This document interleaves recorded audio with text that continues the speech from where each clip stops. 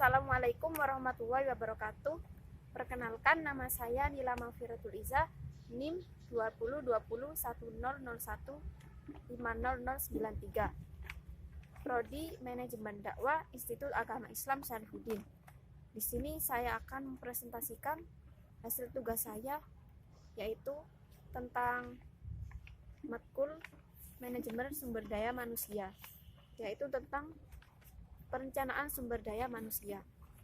Yang pertama, perencanaan sumber daya manusia atau Human Resource Planning, singkat PSDM, merupakan fungsi pertama dan utama dari manajemen sumber daya manusia. PSDM diproses oleh perencana atau planner dan hasilnya menjadi rencana atau plan. Dalam rencana ditetapkan tujuan dan pedoman pelaksanaan serta menjadi dasar kontrol. Tanpa rencana, kontrol tak dapat dilakukan, dan tanpa kontrol, pelaksanaan rencana baik ataupun salah tidak dapat diketahui. Apakah peranan dari PSDM itu? Perencanaan merupakan masalah memilih, yaitu memilih tujuan dan cara terbaik untuk mencapai tujuan tersebut dari beberapa alternatif yang ada. Tanpa alternatif, perencanaan pun tidak akan ada. Menurut para ahli perencanaan manajemen sumber daya manusia, yaitu yang pertama, menurut George R. Terry, perencanaan adalah memilih dan menghubungkan fakta dan membuat serta menggunakan asumsi mengenai masa yang akan datang. Dengan jalan menggambarkan dan merumuskan kegiatan-kegiatan yang diperlukan untuk mencapai tujuan dan mencapai hasil yang diinginkan. Yang kedua, menurut Billy Gotts, perencanaan adalah pemilihan yang fundamental, dan masalah perencanaan timbul jika terdapat alternatif-alternatif.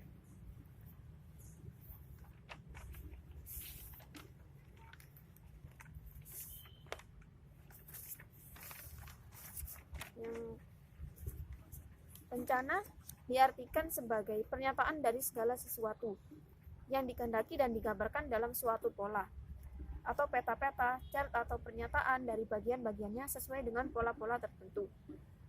Rencana ialah sejumlah keputusan yang menjadi pedoman untuk mencapai suatu tujuan tertentu. Jadi, setiap rencana mengandung dua unsur, yakni tujuan dan pedoman.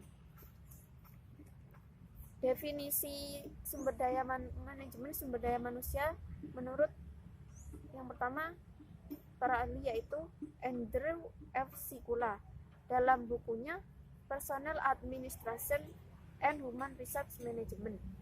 Perencanaan sumber daya manusia atau perencanaan tenaga kerja didefinisikan sebagai proses menentukan kebutuhan akan tenaga kerja dan cara memenuhi kebutuhan tersebut untuk melaksanakan rencana terpadu organisasi.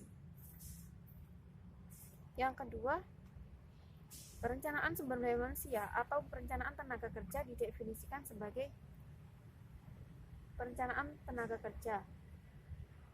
Menurut perencanaan sumber daya manusia adalah proses meramalkan kebutuhan akan sumber daya manusia dari suatu organisasi untuk waktu yang akan datang agar langkah-langkahnya lebih efisien dan efektif untuk menjamin bahwa kebutuhan ini dapat terpenuhi.